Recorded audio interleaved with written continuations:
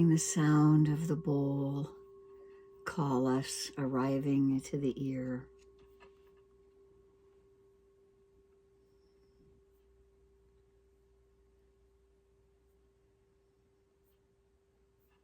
Coming together for our Insight and Metta twice monthly now, the second Monday and the fourth Sunday, a little bit different than it used to be, and just welcoming each other. We have different ages and ethnicities and various cultural heritages and religious backgrounds and socioeconomic groups and abilities and sexual orientation and gender identity. And just welcoming each other in our rich complexities of identities, honoring this practice that we're undertaking, and offering a heartfelt welcome to ourselves for coming into this space together.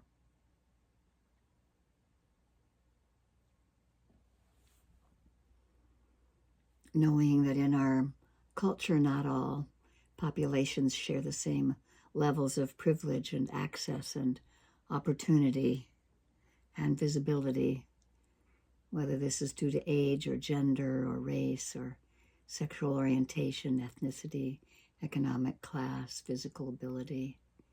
But the importance of attending with care to this imbalance brings us together, recognizing and honoring each other.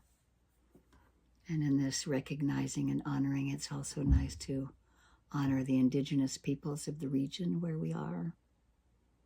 Here in Portland, it's the Willamette and the Clackamas, the Multnomah, the Tualatin, the tribes of the Grand Ronde and the Cowlitz, the Confederated Tribes of the Siouxs.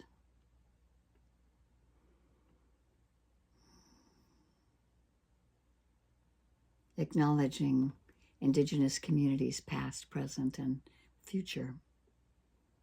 Being grateful for their ongoing and vibrant presence. And in this acknowledgement of all of our own identities and those who have been here before us and are still with us in the present, as well as our ancestors and lineages of Sanghas from 2,600 years ago, of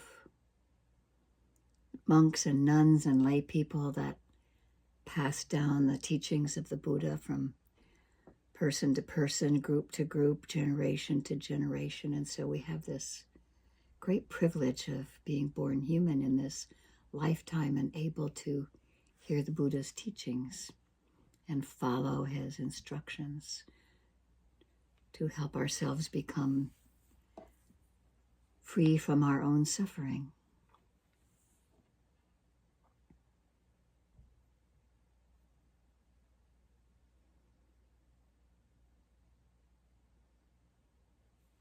And we're in the acknowledgement of the three jewels, the Buddha, the Dhamma, and the Sangha.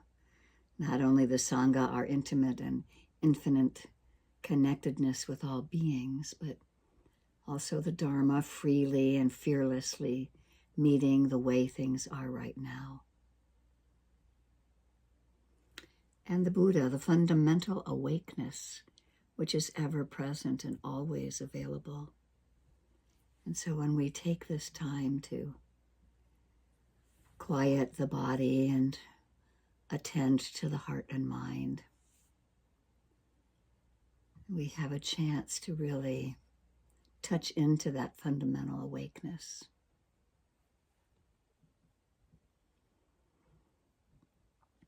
Whether it's by attending to the breath at first, which is a great way to deepen our concentration and not get so sucked into the hindrances. We can notice the breath, if it's cool or warm, long or short, rough or smooth.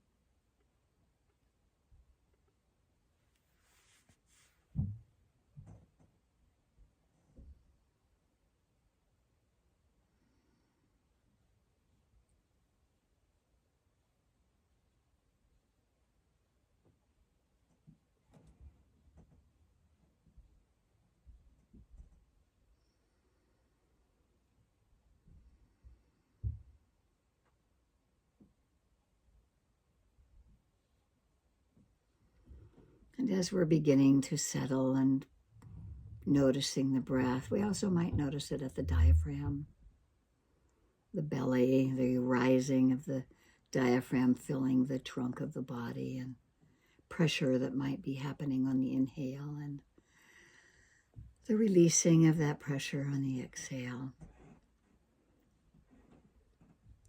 Just being present. We want to hold ourselves in kindness, with ease, with just enough effort, not a lot of striving, but just enough effort to be present with what's arising and passing. And that, whatever we're attending to, is arising and passing.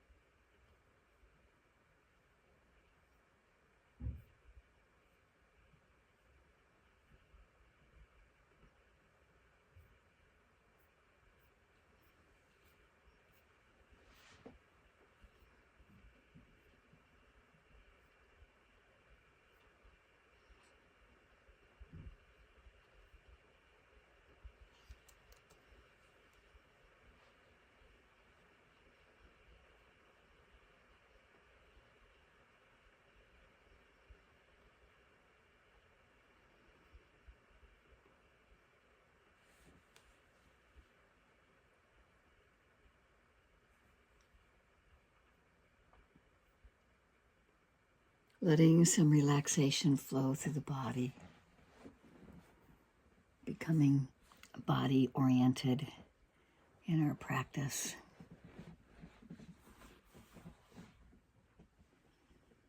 We get lost in thought. Thought carries us away, which is fine. And then we just bring ourselves back to that anchor of the breath.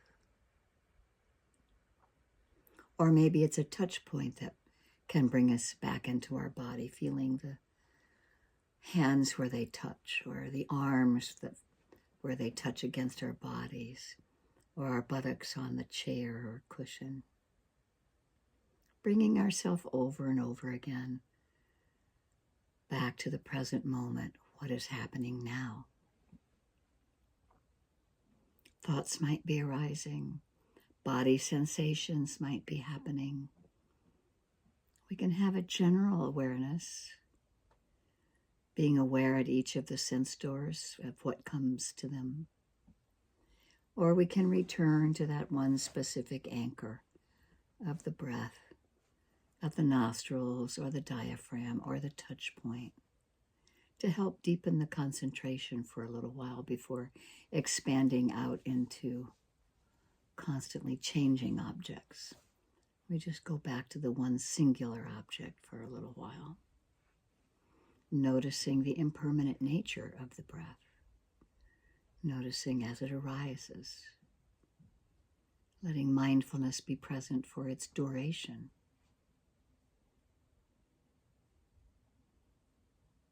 Letting awareness be there at the bottom of the breath and the space in between before the next breath comes in.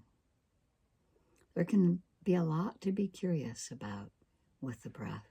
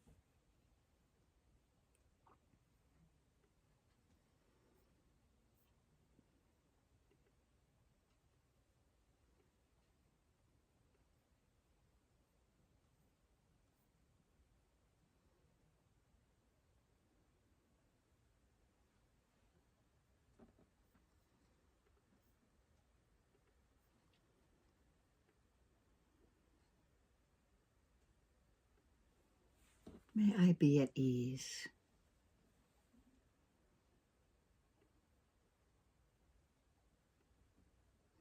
As I pay attention to what's happening in the present moment. As Genju Earthland Manual says, experiencing peace need not be an arduous journey of endless work, but rather a moment-by-moment effort of resting.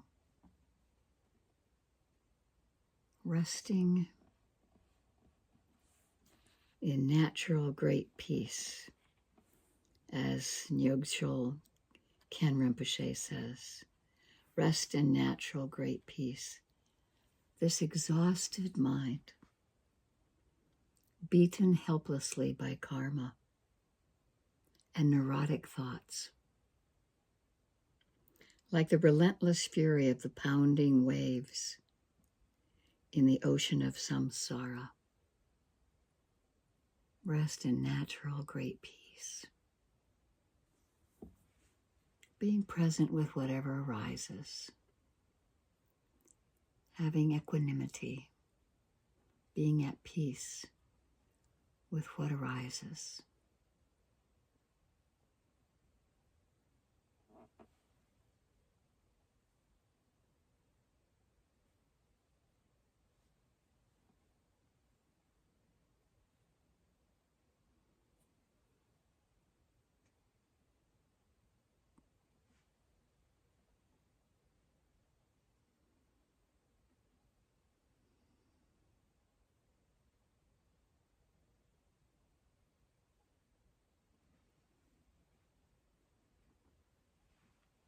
As we settle more and more with letting the body be at ease, letting a sense of relaxation flow behind the eyes, through the jaw, across the shoulders and down the spine, around our heart center, around our organs, throughout our torso. Just letting things go, letting gravity hold us at the chair, letting that sense of relaxation flow through our legs and feet down into the earth, feeling gravity at each foot, being present here within the body.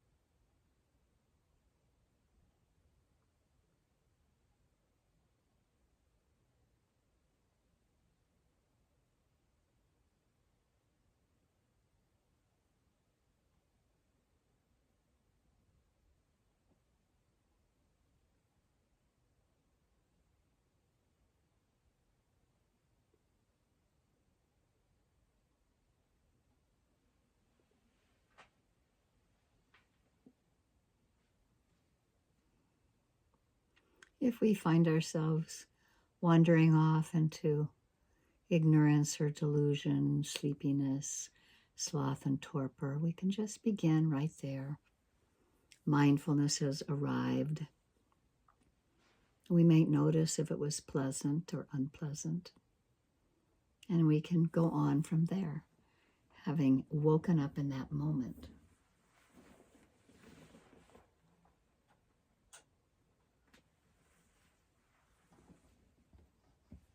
We can go back to the breath, or we can carry on to the next moment that our mindfulness has landed on another object of our attention.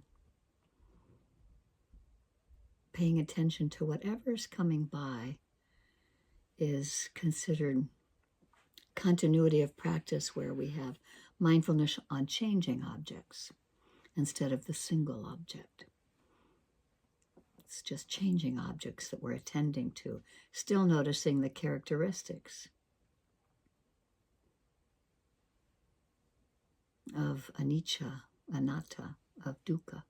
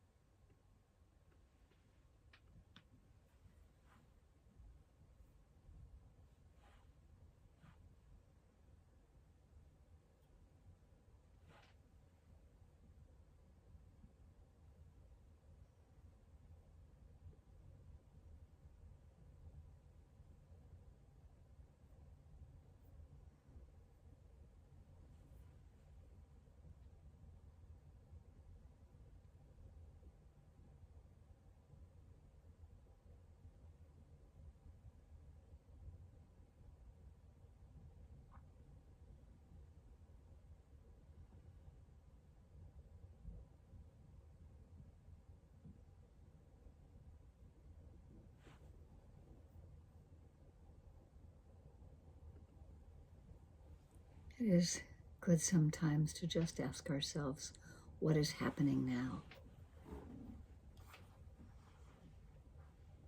What is the attitude of the mind?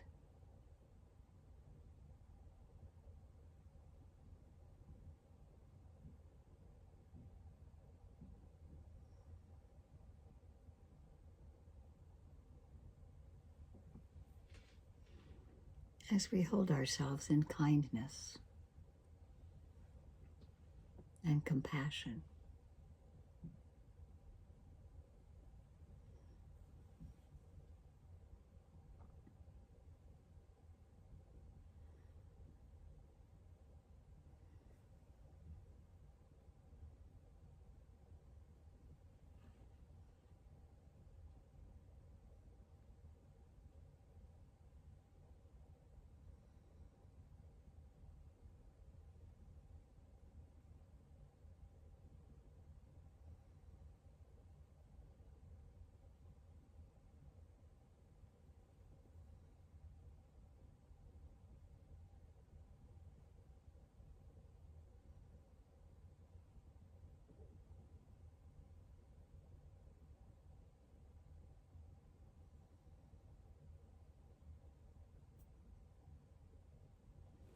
Each time we find ourselves lost in thought, spacing out, spacing in, we just begin again,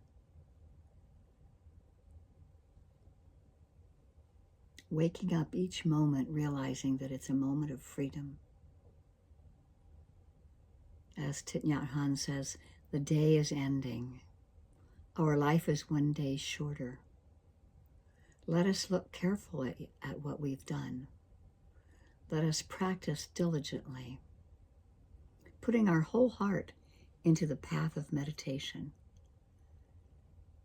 Let us live deeply each moment in freedom, so time does not slip away meaninglessly.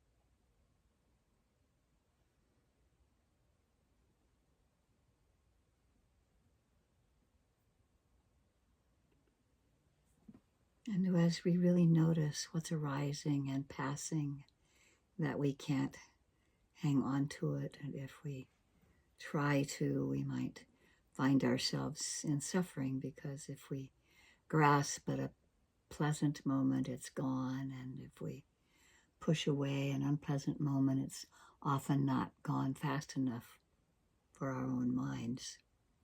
But this paradox about the truth of suffering is this, that the more we open to it and understand it, the lighter and freer our minds become.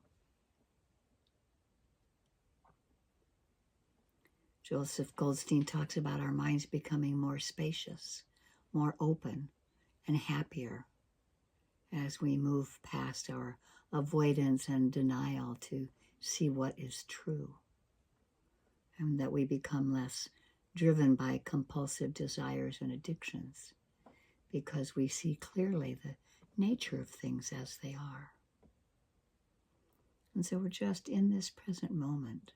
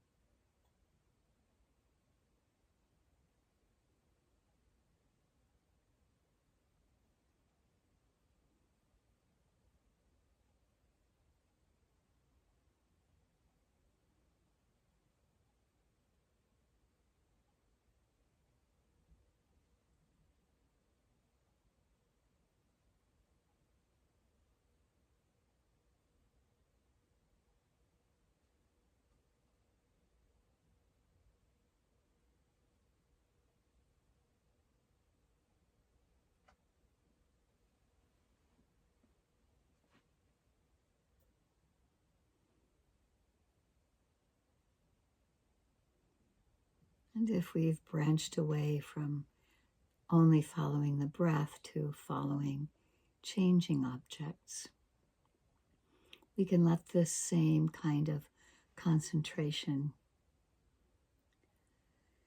be felt in metta practice and loving kindness practice, that we hold ourselves in kindness, wishing ourselves to be at ease.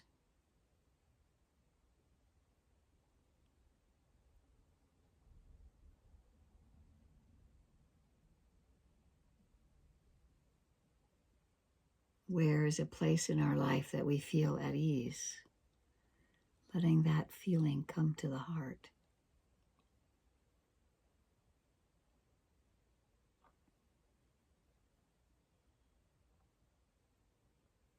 May I be at ease. May I have happiness and the causes of happiness.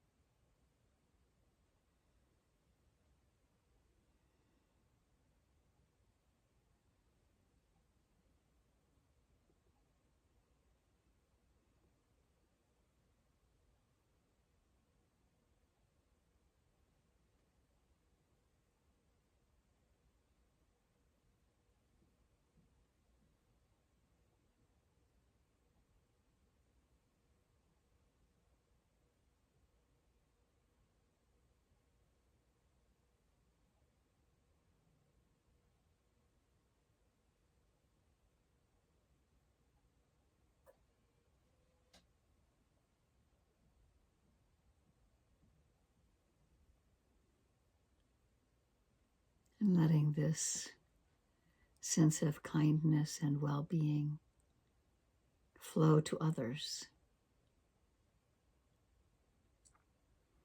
A close friend or a benefactor.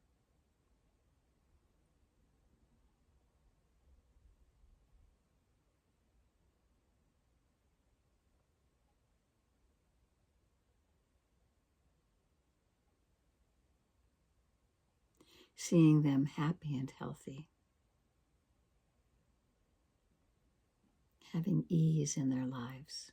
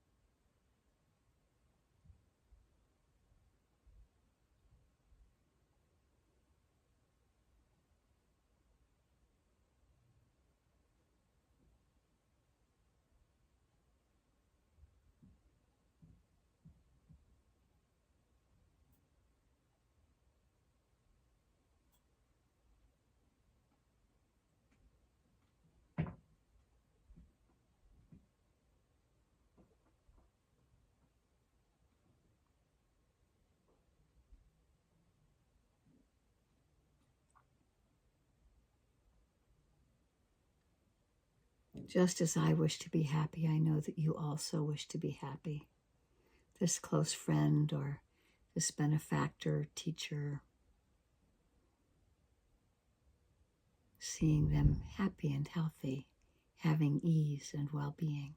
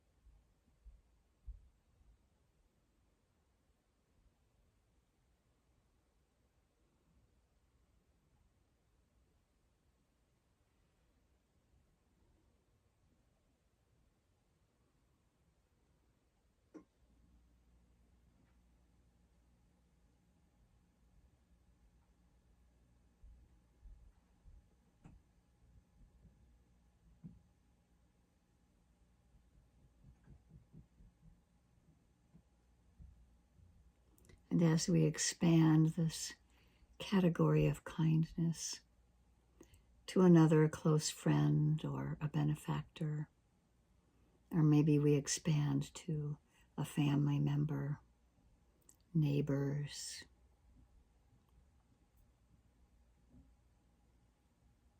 I'd like to invite you, if you would like to do the last few categories of metta in a walking practice. You can stay seated, or if you feel like standing, or doing a slow walking practice wherever you are located, just let these categories expand to a neighbor, a family member, just one at a time, a neutral person, letting that being into your heart if you choose to stand up and walk, to let each of those steps as you touch the ground be grounding into sending kindness and well-being to another person. Noticing in every step, may you be free from harm, safe and protected, and have ease.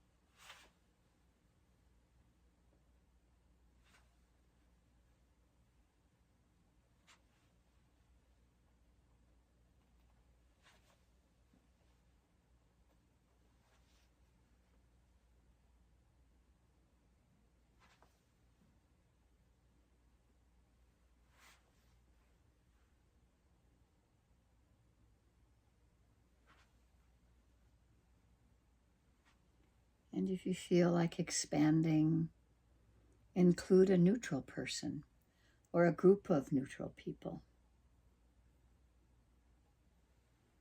So we're holding within our heart space ourselves, a friend, a benefactor, and a neutral person or a family member.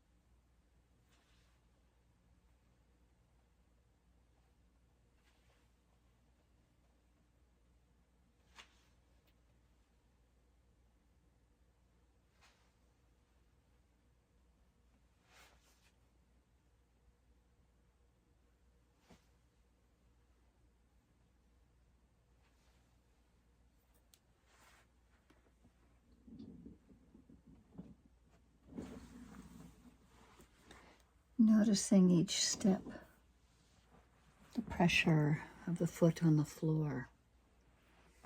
Noticing the feeling of the air against the skin.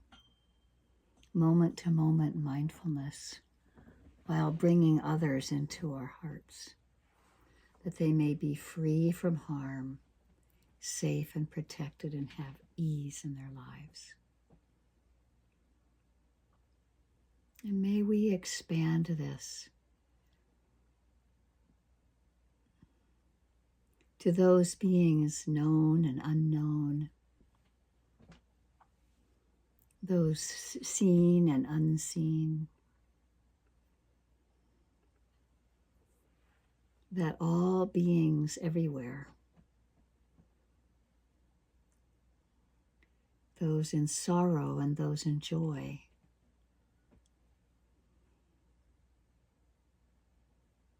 those enlightened and those unenlightened, may all beings be free from harm, safe and protected, have ease and well-being. And as we develop this kindness in our hearts for all beings, we strengthen our own kindness and we receive kindness from them. We're exercising our heart muscle to feel kindness and compassion that naturally flows out of kindness when we are present to other people's suffering.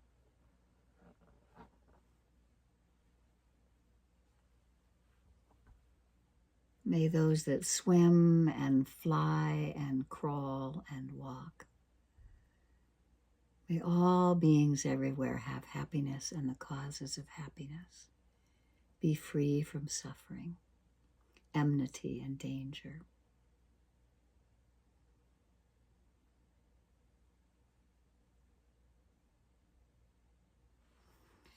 Anicca vata sankhara upadavaya domino upakitava maruchanti te samvapasamo sukho.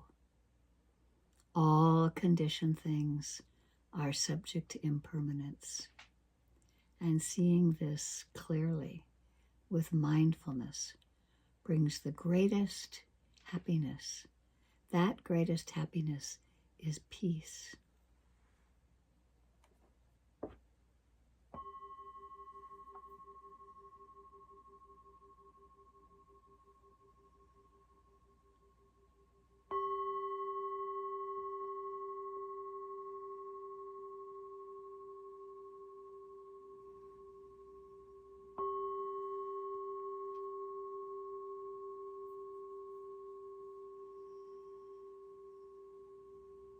And just noticing what happens in the mind when we hear the bell and other thoughts begin coming in and our eyes are open and we see each other and the mind gets busier processing, hearing and seeing and smelling and tasting. May we be so appreciative of our practice, and may it bring us great joy in really knowing that the merit of our practice benefits all sentient beings, no matter what's going on in our mind. So thank you for your practice. It brings me great joy